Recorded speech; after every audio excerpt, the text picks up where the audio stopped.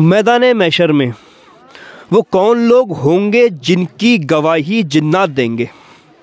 अस्सलाम वालेकुम वरहमतुल्लाहि ताला बरकातहू। दोस्तों कैसे हैं आप लोग। आपका दोस्त मोहम्मद जाबिर आज़ाद मैं फिर अपने कुछ भाइयों से बड़े इस्लामी अच्छे सवाल करने वाला हूं और आज मैं वो सवाल निकाल कर लाया हूं जो शायद कि आप लोगों ने ना सुने हों।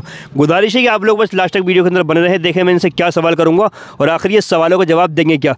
कोशिश करूँगा इनको सवालों को घेरे में फंसाने की, लेकिन हो सकता है ये जवाब देकर आसानी के साथ में निकल जाएँ। खालिद साहब कैसे हैं आप। बढ़िया अल्हम्दुलिल्लाह, ठीक ठाक, काम ठीक चल रहा है। अल्लाह रब्बुल इज़्ज़त का करम है। बाकी आपको देख लिया तो और बस दिल बाग बाग हो गया माशाल्लाह। बहुत शुक्रिया भाई, बहुत शुक्रिया। आपसे सवाल करता हूँ मैं। माशाल्लाह हाफिज़ कुरान है, आप जवाब दे सकते हैं, लेकिन हो सकता है मतलब फंसे कहीं ना कहीं। पहला सवाल तो आपके लिए होगा, वो कौन सी बुराई है जो करते दूसरे हैं और गुनाह हमें मिलता है। जाबिर भाई आपका सवाल है वो कौन सी बुराई है जो करते हमें और करते दूसरे लोग हैं और गुनाह हमारे ऊपर रहता है। ये ऐसी बुराई है जो हम करते तो बड़े शौक से हैं, मगर हमें एहसास नहीं होता है कि इसके गुनहगार भी हम ही खुद ही होंगे।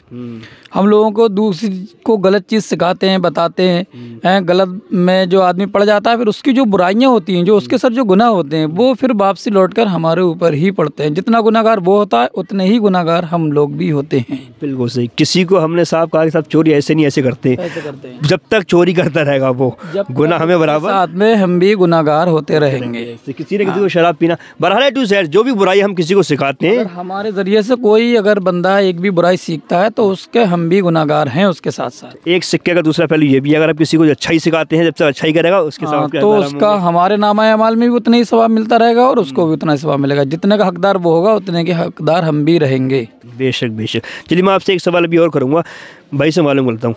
बयान बस ज़हनी आजमाइश का सवाल मैं आपसे कर रहा हूँ। वो अल्लाह के नबी सल्लल्लाहु अलैहि वसल्लम का कौन सा ऐसा मौजज़ा है जो हर मुसलमान रोज़ देख सकता है और देखना चाहिए। वो हज़रत है कुरान मजीद। कुरान मजीद बिल्कुल सही है। कुरान मजीद आका सल्लल्लाहु अलैहि वसल्लम का ऐसा मौजज़ा है जो हर मुसलमान रोज़ देख सकता है, हर मुसलमान को रोज़ देखना भी चाहिए। एक तो कुरान मजीद देखने का सवाब, पढ़ने का सवाब है ना, इबादत है, और आका सल्लल्लाहु अलैहि वसल्लम का ये बहुत बड़ा मौजज़ा है। अच्छा एक सवाल मैं आपसे और कर लेता हूँ, वो कौन से अल्लाह के नबी हैं कि जिनकी उम्र में से अल्लाह रब्बुल इज़्ज़त ने 40 साल कम कर दिए थे। 40 साल उम्र कम कर दी। वो हज़रत आदम अलैहिस्सलाम। बिल्कुल सही। हज़रत आदम अलैहिस्सलाम हैं जिनकी उम्र में से अल्लाह रब्बुल इज़्ज़त ने 40 साल क्या है कम कर दिए। अच्छा भाई से सवाल करते हैं। भाईजान ये मसला भी है, वो बच्चे जो माँ के शिकम से ही मुर्दा पैदा होते हैं, क्या उनकी नमाज जनाजा पढ़नी चाहिए, पढ़ी जाती है। नहीं पढ़नी चाहिए, नहीं पढ़नी चाहिए जी। अच्छा अगर बच्चा एक आध दिन जिंदा रहा फिर क्या है मामला।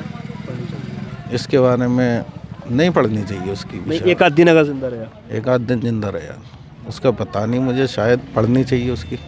बिल्कुल सही है। बच्चे ने अगर एक सांस भी ले ली दुनिया पर आकर, एक सांस भी अगर ले ली दुनिया पर आकर, तो फिर उसकी नमाज जनाजा भी क्या है अदा की जाएगी। और अगर बच्चा माँ के शिकम से ही मुर्दा पैदा हुआ फिर क्या है उसकी नमाज जनाजा नहीं पढ़ी जाती है। अच्छा खालिद साहब मैं सवाल आपसे और लेता हूँ, मैदान महशर किस मुल्क में कायम होगा। मैदान महशर किस मुल्क में कायम होगा। हाँ।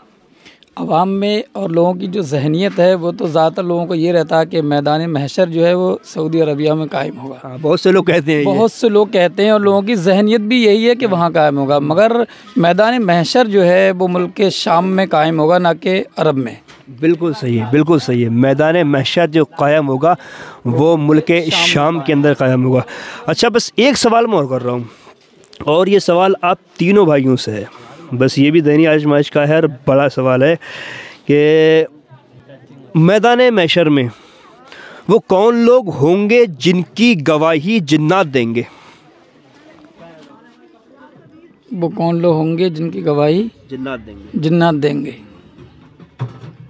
सवाल काफ़ी पेचीदा है माशाल्लाह आपका, और जहन में भी नहीं आ रहा है मेरे। मैं इशारा कर सकता हूँ, इशारा करूँ। करिए। इशारा ये है कि वो ऐसा अमल करने वाले हैं, वो ऐसा अमल करते हैं कि जिनके सवाब की कोई हद नहीं है। जो माँ बाप के फर्मा बरदार होंगे उनकी मतलब लिमिट है। इतना सवाब मिलता है कि अगर लोगों को पता चल जाए तो तलवारें चल जाएंगी।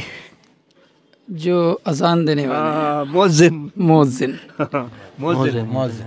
मुअज्जिन हजरात जो है मैदान महशर में जब अजान के अगर सवाब का लोगों को इल्म हो कि अजान देने में कितना सवाब है तो लोग लड़ जाएंगे, कतारें लगाएंगे, तलवारें चल जाएंगी। यहाँ तक आता कि अगर लोगों को इसका इल्म हो कि अजान पढ़ने में कितना सवाब है तो लोग आपस में जो है तलवारें निकाल लेंगे कि अजान मैं पढ़ूंगा और अजान मैं पढ़ूंगा। आजकल लोग जो है इमाम मुअज्जिन को बड़ी हिकारत की नज़र से दे रहे, मुअज्जिन नहीं तो अजान, मगर उसका मकाम क्या, उसका मर्तबा क्या, ये अल्लाह रब्बुल इज़्ज़त ही बेहतर जानता है और उसके नबी को इल्म है कि उसका क्या मकाम है। जैसा कि बताया कि अजान का अगर इल्म हो जाए बंदों को तो आपस में जो है तलवारें निकाल लें, ये उनका मकाम है।